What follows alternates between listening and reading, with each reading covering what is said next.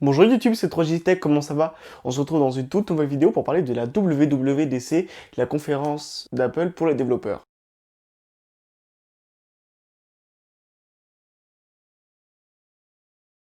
Vous savez que d'habitude elle se tient début juin, donc l'année dernière c'était du 3 au 7 juin 2019, mais cette année, vu les circonstances actuelles, elle avait été repoussée au 22 juin. Déjà, vu le contexte, il n'y avait pas de grand public pour applaudir, mais le PDG d'Apple, Tim Cook, seul dans un théâtre pour commencer à parler d'Apple. Ensuite, Craig Federighi va venir nous parler d'iOS 14 et toutes les nouvelles fonctionnalités qui vont l'englober. Donc déjà, il y a l'écran d'accueil qui va changer avec Appleberry, qui va être en fait tout simplement un meilleur moyen de s'organiser avec toutes les pages de son home screen. Ce sera proche du tiroir d'applications sur Android, sauf que là, c'est toujours mieux organisé et donc du coup mieux optimisé. Il y a les widgets aussi qui ont changé, qui ont des tailles maintenant différentes et ils peuvent s'incruster partout où on le souhaite sur l'écran d'accueil. Un autre ajout, l'application Apple Translate. Donc Apple lance, comme je l'ai dit, une nouvelle application. C'est un peu comme Google Traduction, mais en plus elle permet déjà de traduire les textes et les messages vocaux, mais elle va aussi permettre de faciliter la communication entre deux personnes parlant de langues différentes. Les memojis sont aussi plus variés avec des nouvelles actions comme le câlin, d'autres choses, et un memoji avec un masque, il me semble aussi, et vu la situation actuelle, c'était plutôt bien vu de la part d'Apple. Il va s'inspirer aussi maintenant du coup iMessage, d'après ce que j'ai compris, de WhatsApp et d'autres applications de communication, avec notamment l'ajout des identifications. Quand vous voulez identifier quelqu'un dans un groupe, vous pouvez maintenant le faire avec iMessage. Et il y a aussi sur l'App Store des apps clips. C'est un morceau d'application qui vous permet de tester l'application sans la télécharger. Et donc ce qui est un avantage car ça va vous éviter de rentrer votre carte bancaire à chaque fois. On passe maintenant à iPadOS et là aussi il y a beaucoup de choses à dire. De nombreuses applications vont se doter d'une barre latérale pour naviguer plus facilement sur grand écran, ce qui va permettre de se rapprocher un peu plus de macOS. Les applications vont être aussi mieux pensées et refaites avec des notifications en fait, d'écran qui vont changer, donc vous allez juste avoir un petit pop-up, une petite notification au lieu d'avoir la surface totale de l'écran qui est prise quand vous avez un appel entrant.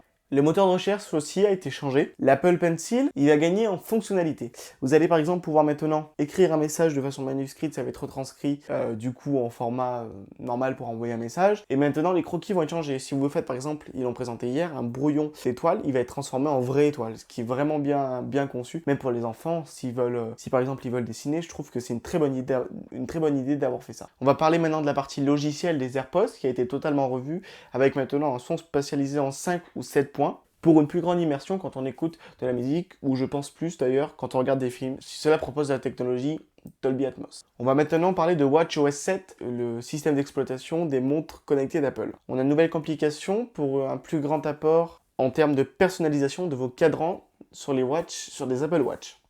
Les nageurs auront aussi maintenant apparemment directement accès à la température de l'eau, ce qui est super intéressant et vraiment bien pensé aussi encore une fois. Une fonctionnalité aussi sur les nouveaux parents qui vont pouvoir savoir à quelle heure il faut nourrir leur nouveau-né. Et quelque chose de vraiment bien pensé, parmi les sports intégrés à l'Apple Watch, maintenant il y a la danse. Maintenant l'Apple Watch va reconnaître automatiquement différents types de danse, que ce soit avec les bras ou tout le corps. Maintenant, on va parler de tvOS sans surprise, Apple Arcade, qui s'intègre vraiment bien, avec aussi le support des manettes de Microsoft, le Xbox Controller, mais aussi le Xbox Adaptive. Et on passe maintenant à macOS Big Sur, le plus gros changement depuis macOS X. De nombreux éléments ont été redesignés afin de concentrer sur le contenu de l'utilisateur plutôt que sur l'interface elle-même. Le design des applications, les transitions, tout a été revu pour rendre l'usage encore plus agréable et donner plus d'espace. Le Control Center a aussi été de la partie et donc des choses ont changé dessus. Maintenant, après 15 ans d'association, Apple et Intel, c'est fini. Les Mac passent à des processeurs Apple Silicon, donc les processeurs de chez Apple, les puces de chez Apple.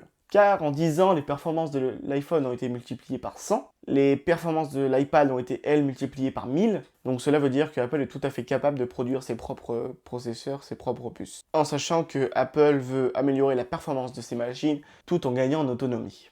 Tim Cook a annoncé que dès la fin de l'année, on pourra avoir les ordinateurs équipés de nouvelles puces d'Apple, avec une transition qui durera environ 2 ans. Ce n'est pas pour autant que Intel ne va plus travailler avec Tim Cook. Et enfin, le dernier point de cette vidéo, les bêtas. Il faut savoir que la bêta des logiciels présentés sont disponibles pour les développeurs, pour le grand public ce sera en juillet. Je recommande vivement d'attendre la fin de l'automne pour avoir la version définitive, car vous n'aurez donc aucun souci avec les bêtas. Voilà les amis, c'est la fin de cette vidéo, j'espère que vous avez aimé. Si vous avez aimé, n'hésitez pas à liker, vous abonner, commenter et partager la vidéo.